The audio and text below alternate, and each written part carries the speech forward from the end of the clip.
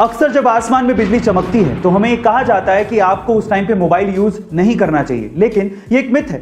Mobile के use करने का बिजली के गिरने से कोई लेना देना नहीं है। उसका सबसे पहला रीजन यह है कि आजकल के मोबाइलों में जो ज्यादातर कंपोनेंट्स हैं वो बिजली को अट्रैक्ट या कंडक्ट नहीं करते। दूसरा, मोबाइल रेडियो वेव पे काम करते हैं, जो कि ना ही तो बिजली को अट्रैक्ट करती है ना ही बिजली को कंडक्ट करती है। लेकिन हाँ, अगर आप खुले मैदान में घूम रहे हैं और बिजली चमक रही है और अगर आपके आसपास कोई टॉलेस्ट ऑब्जेक्ट नहीं है जो कि बिजली को अर्थ में जाने का रास्ता दे, तो आप पे बिजली के गिरने के चांसेस सबसे ज्यादा हैं, भले आप मोबाइल को यूज करें या ना करें। तो फाइनली गाइस, अगर बिजली चमक रही है और आप घर पे या फिर कार में भी मोबाइल पे बात कर रहे हो तो मोबाइल की वजह से आप पे बिजली गिरने वाली नहीं है। क्या इसके पहले तक इंटरेस्टिंग फैक्ट आपको पता था? और अगर नहीं पता था तो कमेंट सेक्शन में जरूर लिखिएगा। और ऐसे अमेजिंग वीडियोस के लिए शेयर, सब्सक्राइब एंड लाइक। मिलता है अगली वीडियो में।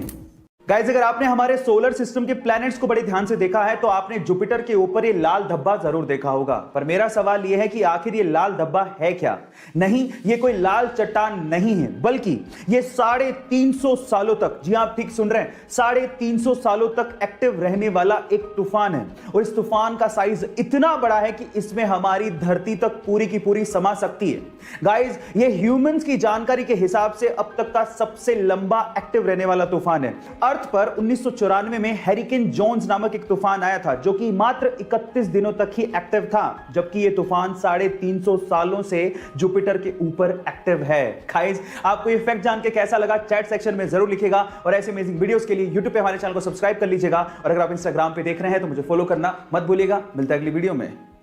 अगर किसी बोल या पत्थर को किसी ढलान पर रख दिया जाए तो वो तुरंत लुढ़क जाएगा, लेकिन चेन्नई के महाबलीपुरम में 45 डिग्री की ढलान पे एक 200 टन वजनी और 20 फीट ऊंची रॉक कितने ही 100 सालों से उसी ढलान पे बिना लुढ़के वहीं के वहीं टिकी हुई है। ना जाने कैसे और इसके पीछे का क्या रहस्य है, कोई नहीं जानता।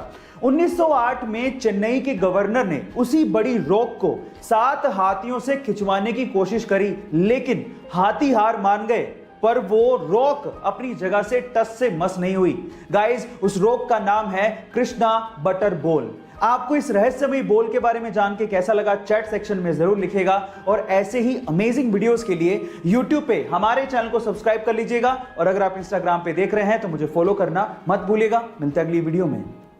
हम लोग भावात्मक तरीके से कई बार इंग्लिश को गलत बोलते हैं। कैसे? मैं आपको एग्जांपल के साथ बताता हूं। जैसे कि अगर किसी की शादी की सालगिरह है तो उसे मैरिज एनिवर्सरी नहीं कहते, उसे वेडिंग एनिवर्सरी कहते हैं। इसी तरह से अगर आप किसी चीज को फिर से इस्तेमाल कर रहे हो तो उसे सेकंड हैंड नहीं कहते, उसे यूज्ड कहते हैं। इसी तरह से अगर कोई मर जाता है तो उसे डाइड नहीं कहते, उसे पास्ड अवे कहते हैं। इसी तरह से अगर कोई गरीब है तो उसे पुअर नहीं कहते, उसे अंडर प्रिविलेज्ड कहते हैं। और फाइनली अगर कोई मोटा है तो उसे फैट नहीं कहते, उसे फुल फिगर्ड कहते हैं। गाइस, आपको इंग्लिश की ये नॉलेज कैसी लगी चैट सेक्शन में जरूर लिखिएगा। और ऐसे अमेजिंग वीडियोस के लिए यूट्यूब पे हमारे चैनल को सब्सक्राइब कर लीजिएगा। और अगर आप इंस्टाग्राम पे देख रहे हैं तो मुझे फॉलो करना मत भूलिएगा। मिलता है अगली वीडियो में। हमारी भारतीय संस्कृति को हम तो भूलते जा रहे हैं, लेकिन बाहर के लोग इसे अपना रहे हैं। जैसे कि भारतीय संस्कृति के अनुसार नीचे बैठकर पालथी मारकर भोजन करना एक अच्छी आदत है। और ये ऐसे ही नहीं है, इसके पीछे एक वैज्ञानिक तर्क भी है। वो क्या है, मैं आपको बताता हूं। जैसे आप जमीन पे बैठते हैं और पालथी मारते हैं, ये एक तरह का योगासन है। और इस योगासन से आपका मस्तिष्क यानी कि माइंड शांत रहता है। और जब आप भोजन कर रहे हैं और आपका माइंड शांत रहता है तो आपकी पाचन क्रिया भी अच्छी होती है, यानी कि खाना आसानी से पचता है।